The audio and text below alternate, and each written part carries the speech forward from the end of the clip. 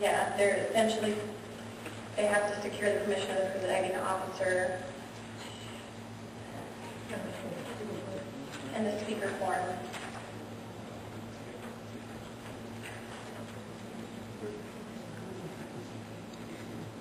If you wanted, if you want to take this home and look at it more carefully so that you can provide some more detailed comments to me, I welcome that too. I can't, I can take it home and it's not going to come up with a figure as far as time-wise person-wise. So, I don't know how acceptable, and then leave it at the discretion of the mayor, or the presiding officer, where you limit it to, say, 10 persons at 3 minutes, it's 30 minutes. And then just give it to the discretion of the presiding officer if there should be additional time. But at least somebody, when they come in, they will know that there will be 10 opportunities to make a comment, public comments. I don't think you can do that in public comment. You really have to leave that thing on that provision on your agenda. What I've seen other cities do is they have a public comment portion at the beginning of their agenda, and then they have a public comment portion halfway through or at the end of their agenda, so that they can kind of split it up and not, not be sitting there, I guess, for 2 hours. But the public comment portion is legally required. You have to have that portion where members of the public can come in and speak. If you're that concerned, I could probably look into, like I said, the legalities of lessening the 3 minutes. 3 minutes is just the standard that everybody uses. But we have to allow that. I don't think we can limit and say there's only going to be 10 public comments tonight, and whoever it's going to be. I think we have to leave that portion on there that says public comments by members of the public, and if there's 50 people that come in that night. The only thing you can do is say if you're all here for the same issue, we want you to take a vote. Yeah. And if it's going to be repetitive comments, the mayor's not going to allow those. You can do that, and that is allowed in these rules. We have a right to that? Okay, so there's no, you cannot put a limit on time.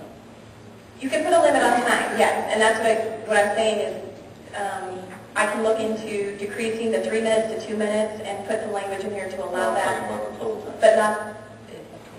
Besides the 3 minute, as a general rule, there's no way to put down a limit on the total time used for public comments.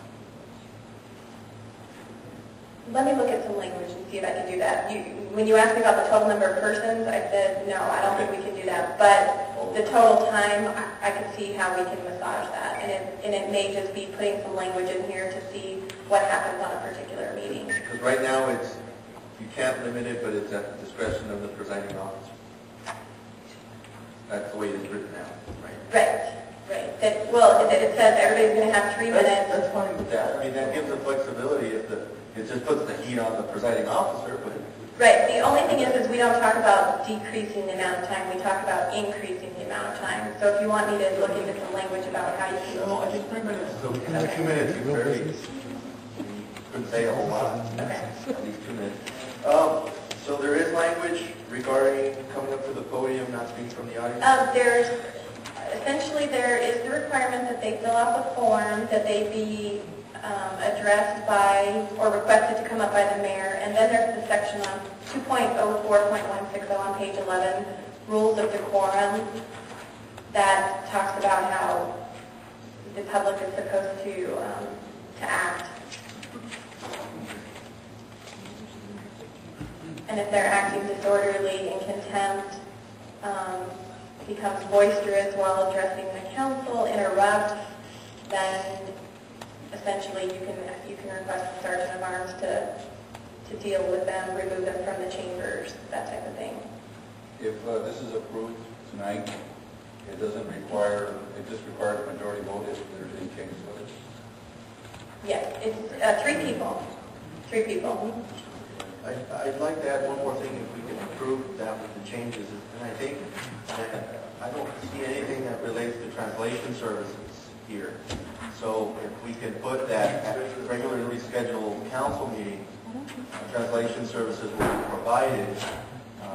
I think that will help the citizens that don't speak English, that they it's part of our policy that we have provision there that says that we have the duty to provide translation services because we are conducting council meetings in English.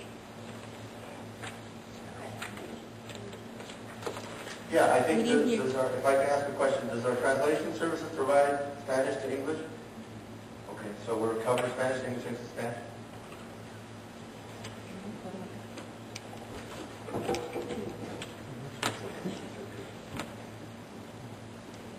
have 2 minutes and 13 seconds still left.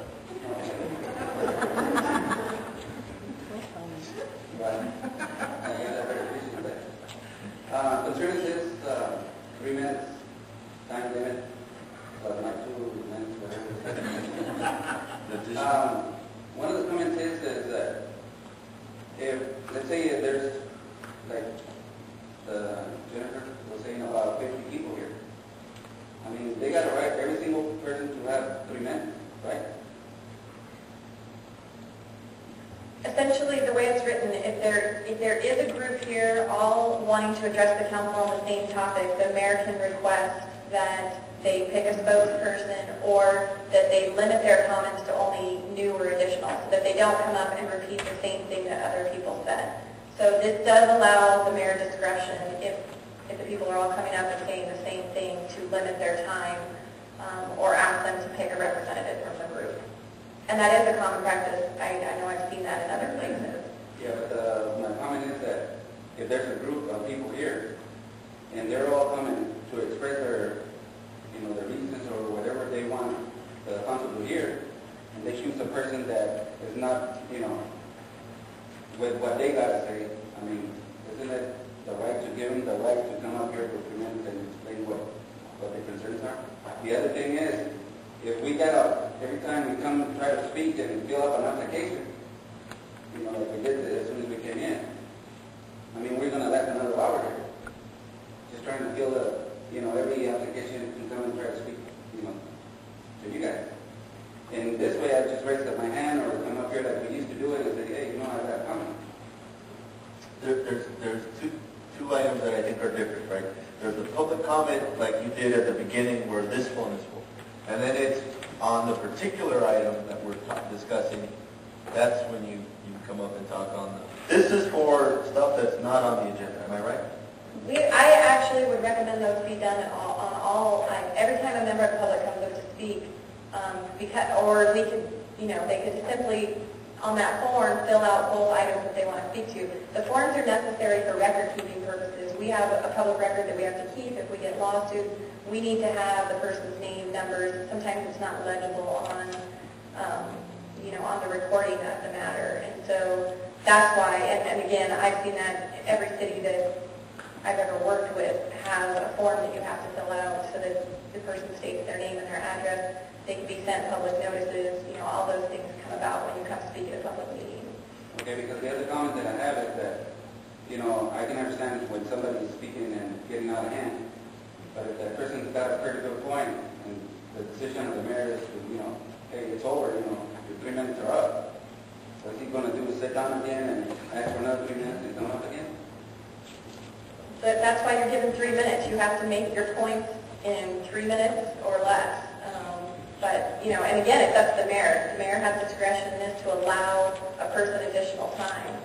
So, Right, if there's somebody that's making a point and there's somebody else that has other valid points, they can come up in another 3 minutes. When it's the same point 20 different times is when it gets a little time consuming. But if it's different points, they have every right, like you said, to come up. Thank you. So if we can go back to the translation services, we can approve with that. We can move ahead. and the item that I mentioned that I mixed, putting a business item section into the list of how the agenda should be. Okay, you have a motion? Second. First and second, all those in favor say aye. Aye. Aye. All those opposed? And I do need to read the title of the ordinance. An ordinance of the City Council of the City of Calexico, California, repealing Chapter 2.0 City Council meetings entitled 2 of the Calexico Municipal Code and adding a new Chapter 2.04 City Council procedures to to establish uniform city council procedures to be used at council meetings and during agenda preparation.